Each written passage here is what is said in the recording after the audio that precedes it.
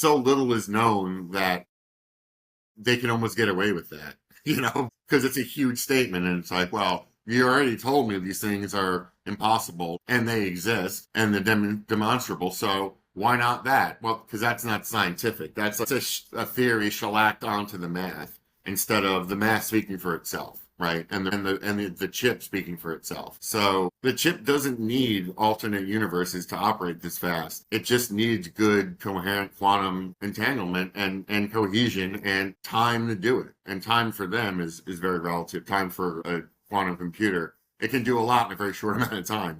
So let's not lose the breakthrough for the hype over the universe thing. Hey Joe, how you doing, brother? Hey man, how are you? Good to see Doing you. good. Good to see you too, man. Um, so there's this story going around about the quantum computer, um, Yes, and I knew there was only one person I could talk to about it. So I'm first of all, flattered. what is quantum computing? All right, things get really weird really quickly, even without this parallel universe claim that is coming out. Um, all right, to understand quantum computing, we'll step back into like regular computing just for a quick second. Okay. The whole basics behind computing are zeros and ones, right? Something can be a zero or something can be a one. And the basics of all computing, right? So if you think of it as the smallest, like the atom is the smallest, thing in matter, the smallest data thing is a bit, right? And a bit can be a zero or a one, right? In quantum computing, you don't have to be a zero or a one. You can be both at the same time. And that enables all of this insane computing power and processing power in times where they can do billions of things that would take millions of years they can do in minutes, right? A normal computer can't do that. And the reason that can work is because of the qubit, the quantum bit. The quantum bit can be a zero or a one because it doesn't have to be either. Um, and that this is when it gets very, very strange. This this quantum bit, one of the things that these things can do is become entangled with another qubit, so that if it changes up or down, it's zero or one, it'll automatically change the other one, no matter what the distance and no matter how. And it'll happen instantly. You don't have to watch it. You just know it happened. So it's like, have you ever seen the movie Prince of Darkness? No, but I know what you're talking about. It's a John Carpenter movie of dubious worth, but it's like the greatest screenplay because it blends spiritualism and religion and quantum physics and all they have all kinds of really cool things. But one of the lines in the movie is that, you know, conventional logic breaks down at the realm of the subatomic particles, that their relations don't make conventional sense. So how can human beings harness these spooky relationships into something practical?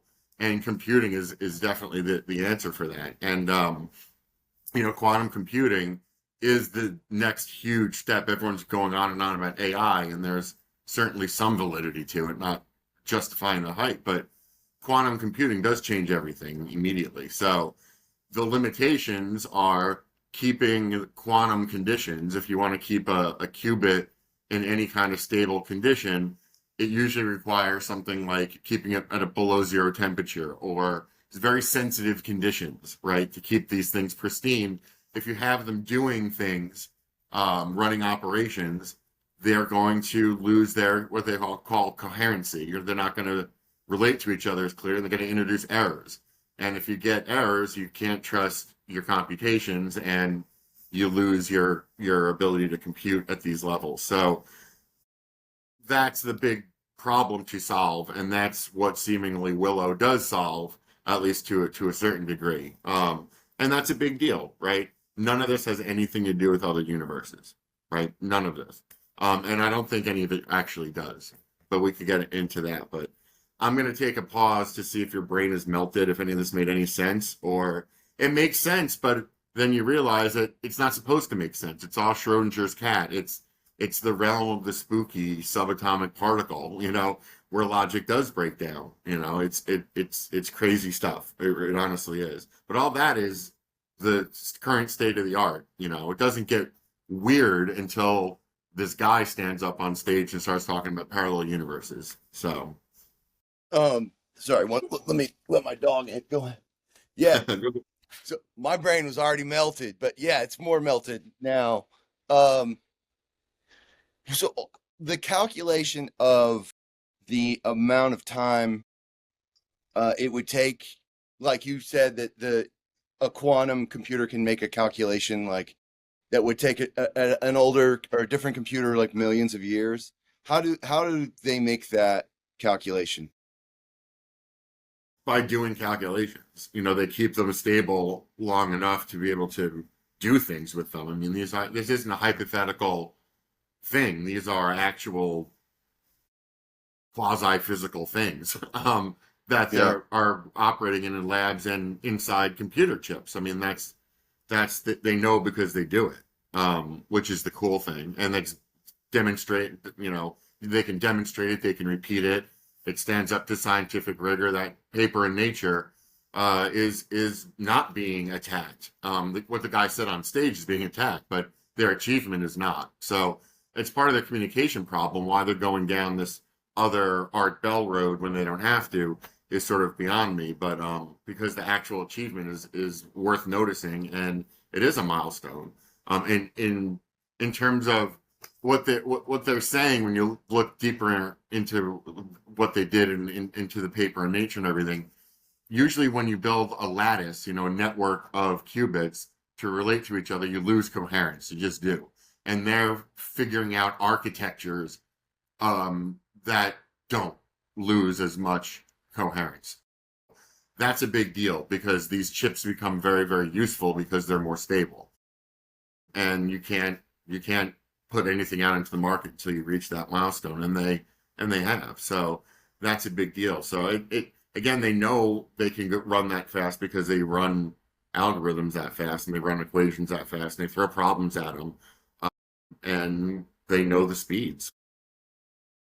So how is quantum computing different than AI? Oh, well, there will be crossover, which would be interesting to talk about too. But AI is the way that is machine learning, how the machine learns. So no matter what kind of machine it is, really, if it's running in quantum or standard, it's the way you train it, and then how it reacts to that training without you having to program it. So it's adapting. It's adaptive computing. This will enable these systems to adapt even more so, right? So something that would take a quarter of a second would take even less, and that's a big deal when you're talking about cars, anti-car, collision. If you're talking about AI and air traffic control, if you're talking about, space, that very precision things where lightning fast decisions need to be made. Human beings used to be the only things trusted to make those decisions, while now we're actually second best at them. You'd be safer with an AI quantum pilot, in theory, than with a human because the error rates would be so much lower. So is it fair to say that quantum computing, that's like the operating system? Is that I don't know. okay? No, Sorry, I'm probably asking you not. like ape questions, like very basic questions. I know probably, but Okay. maybe on some way. I mean, I could torture it either way. I'd rather just ignore the question. Good answer. So what are this is going to help with everyday life, space travel. What are some of the other applications? It really is sort of limitless. I always think implantable and wearable electronics. Everyone actually we should talk about the first applications, which won't be the everyday stuff, but medical research.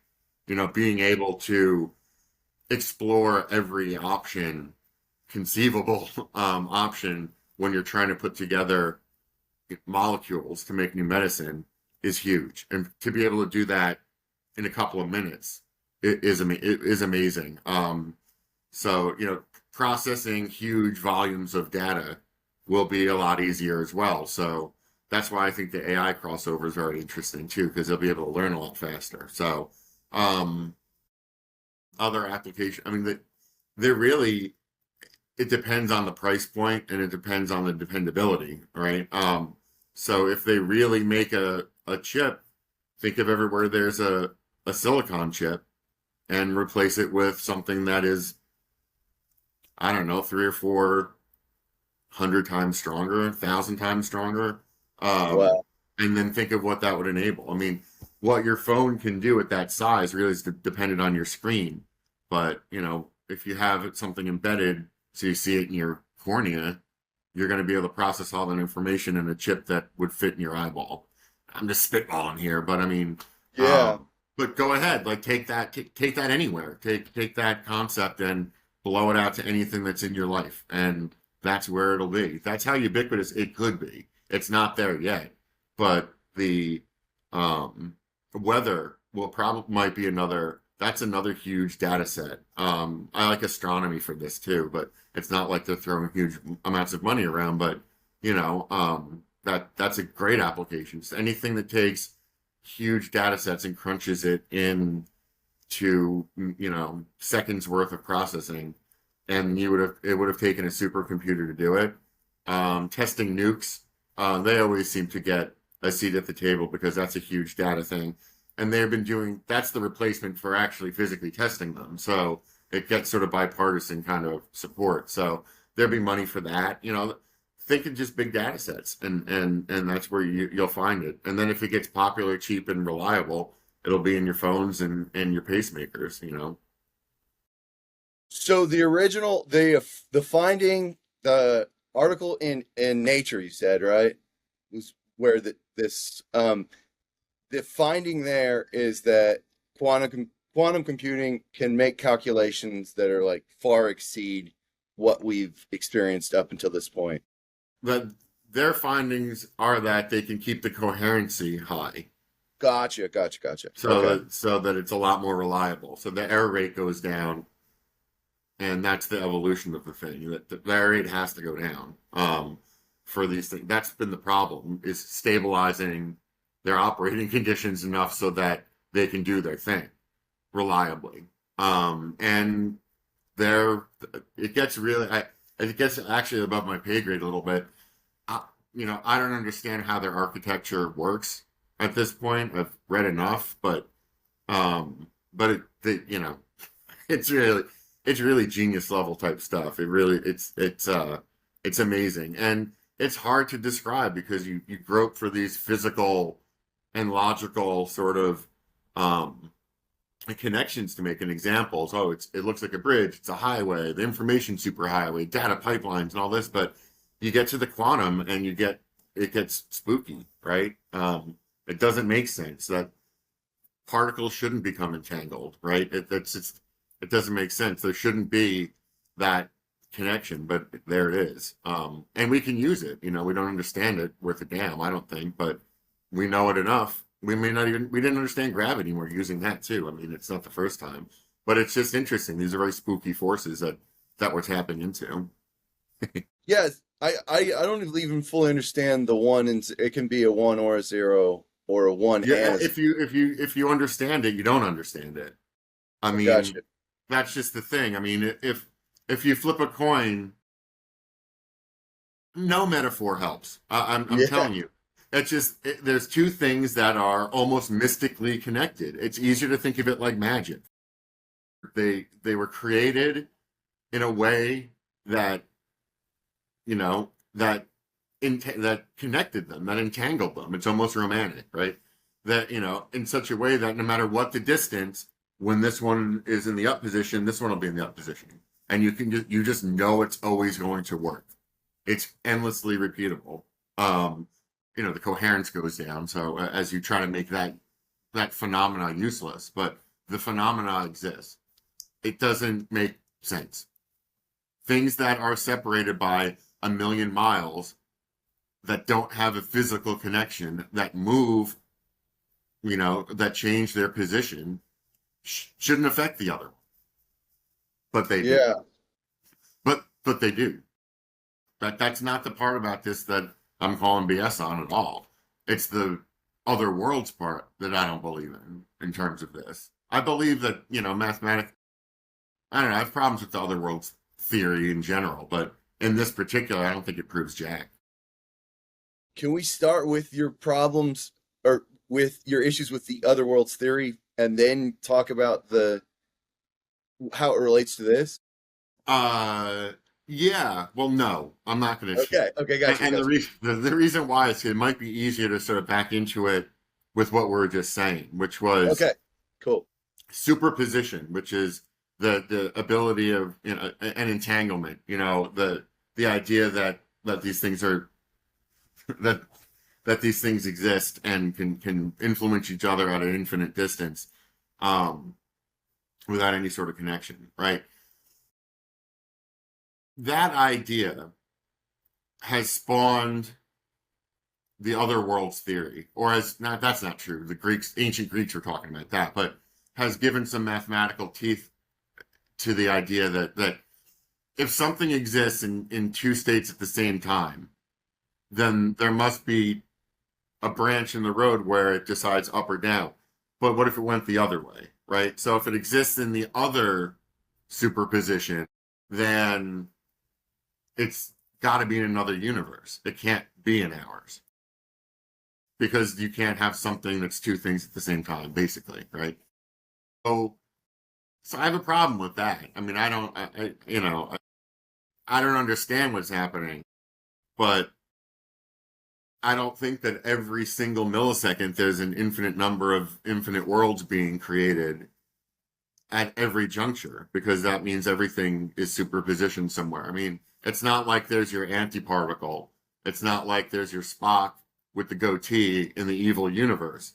There's an infinite number of universes, right?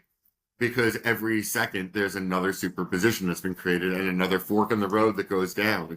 It's impossible to envision. And even if it was true, if it's that pervasive, what difference does it make? Right. And they would say the difference is you can tap in to those other universes while you're making calculations. That's why we can do something so much faster because it's happening in multiple universes at the same time, delivering that result. And that don't I think that they're delivering that result because of why quantum computing is worthwhile to begin with. Um, it, so little is known that they can almost get away with that, because it's a huge statement and it's like, well, you already told me these things are impossible and they exist and they're demonstrable. So why not that? Well, because that's not scientific. That's a theory shellacked onto the math instead of the math speaking for itself, right? And the chip speaking for itself. So the chip doesn't need alternate universes to operate this fast.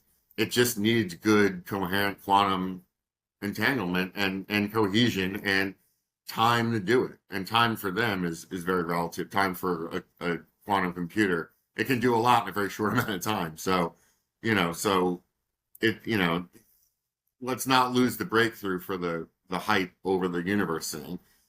It's almost easier to envision the alternate universes at first than it is the basics of quantum computing. So once you get past that one ghost, weird, freaky thing, and then you're hit with this other one, and then you're forced to say, well, that might be overreach. So they're not doing quantum computing any favors by going on and talking about parallel universes. So is there a little bit of it that's just like spectacle? I think so. I think it's a little bit of techno Sorry. marketing. I think it's something that they talk about internally, and he brought it external because he thought it was so cool, and it is. But it brought up in this brought up. It's all the people are talking about. We wouldn't be talking about it. So maybe that's the goal, right? When you reached out to me, it wasn't about quantum computing. because these breakthroughs have been done long before. It wasn't even about Willow; it was about parallel universes. So it does work, you know. And there is sort of an arms race when it comes to quantum computing, just like there is one with AI. I mean, between companies, between countries, between militaries, between institutions. I mean, it's pretty pervasive. So yeah, getting attention to it's a big deal. But people would have paid it. People who in the know would have paid attention to Willow anyway. So that's the part where I'm sort of, not so enthused at the way that they rolled it out. But I'm psyched for the team. I mean, what they did, the engineers did a great job. The marketing people let this guy kind of run amok, I thought. So he was involved in the study, and then he started kind of positing these ideas. Yeah, I think that's the yeah. He said, we may have even as part of the presentation, it was we did the milestone breakthrough. Here's how we did it. We may have even tapped into other universes, and he talked into why that would be a possibility. And it was like, why? Why would you Yeah. do that? Why did you have to go there? It's not an era of restraint, but when you have a winning hand, you should just let it play out. So what should we expect, like in the immediate, like over the next year? What changes should we see?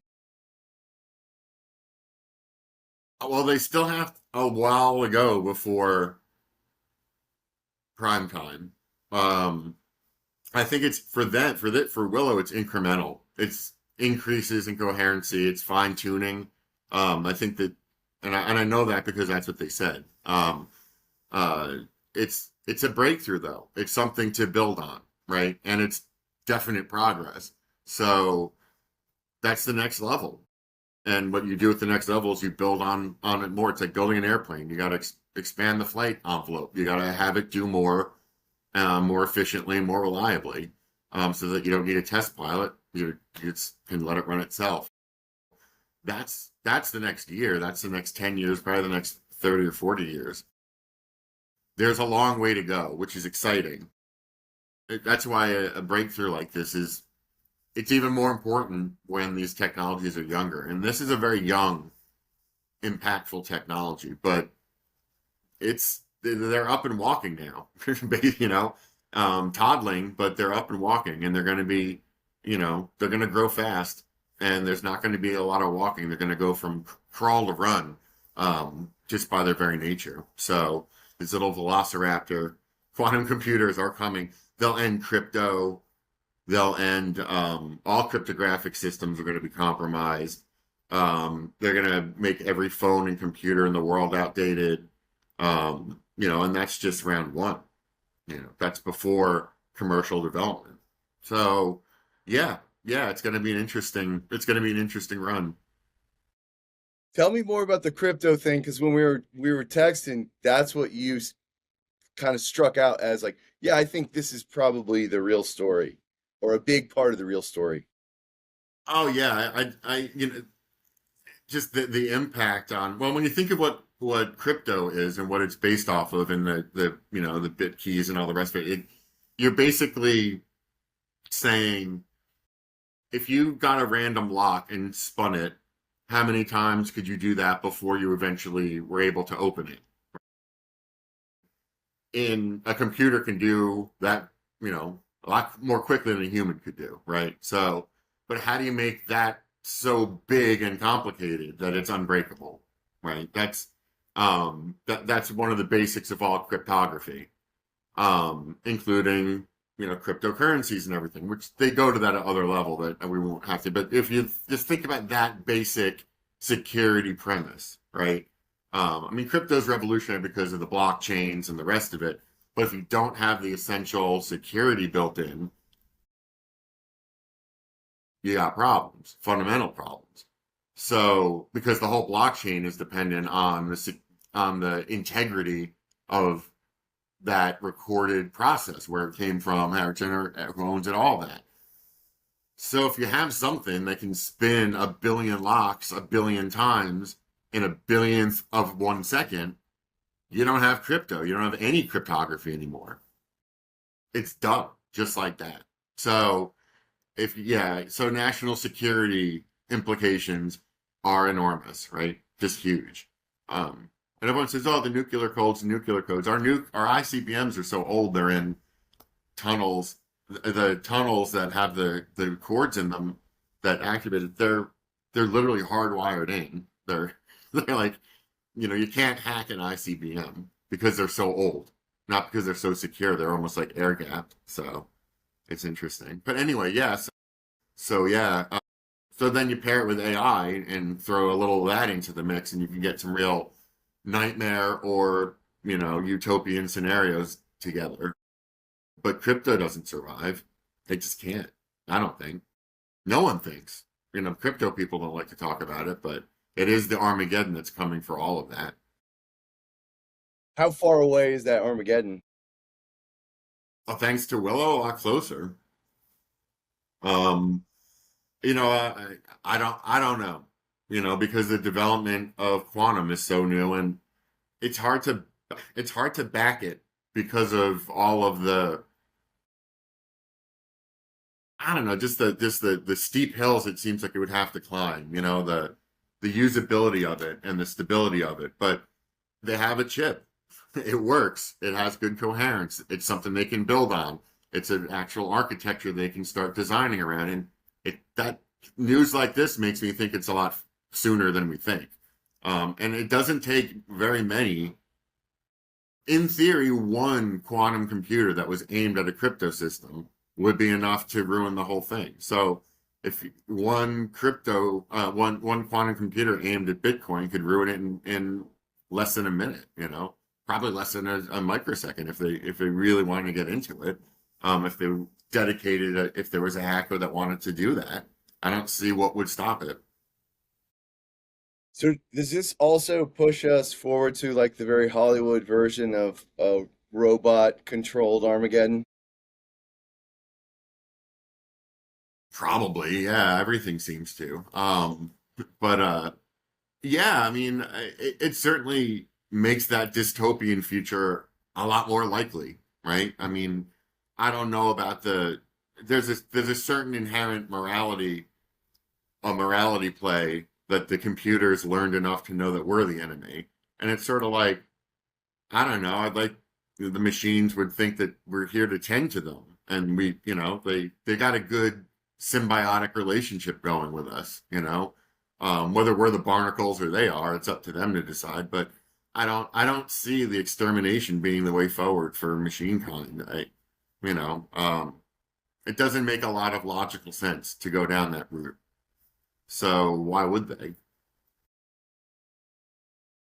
I like that. So I don't believe That's that the humans are so bad that we deserve that. We're horrible. But I yeah. mean, I don't. That was this like 1960s, 1950s. We deserve to get the bomb dropped on us kind of thing. And it's like maybe it'll go the other way. And maybe we've learned enough from animals and our relationship with animals that will treat robots marginally better. I don't know. Maybe we'll need them so much that they'll need us back because that's their prime directive. I mean, why not let the robots imagination wander the other way too? Because it could go that way just as easily. More people's lives get saved by drones than are killed by them. Excluding Ukraine probably, but in the world, like the net good from drones is higher than the other. Same thing with satellites. I mean, our record as a human race is getting better when in terms of like responsible use of technology, not worse. And when we screw up or at least feel bad about it and try to hide it, which is its own kind of progress. Shame as a metric for human progress. Yeah, that's a good line. Yeah. Um, what else are you hyped about right now in tech? You know, I haven't been in hype mode very much. I'm working on at least one art magazine article on spaceflight, and I'm just waiting for the new NASA direction to happen, the new administrator, the new, so horrified, I don't know. I have no information. No one has any information on what's going to happen next. So as a feature writer for magazines, that's a real pain in the ass, what to plan around. Like this could be a great story. This could be a positive story, negative, good for Houston, good for NASA, good for private space. We don't know. We don't know. So we'll see. I mean, if he's going to move the headquarters to Houston, what does that do? Can he do any of this stuff? How much of it is just hype and smoke, and how much of it is that's discretionary and that can go there? What does Congress have to say? What does he have to do to buy off Congress? Buying off the Texas delegation is pretty easy with spaceflight. If you give them headquarters, they'll probably let you cut Artemis. Yeah, maybe. Yeah, but that's the level of like we have no clue of what's going on.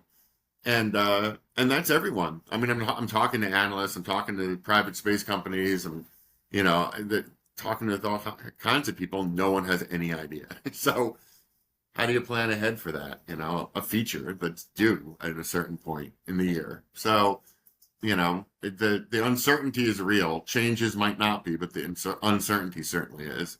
So that's the shock and awe phase of the administration, I guess.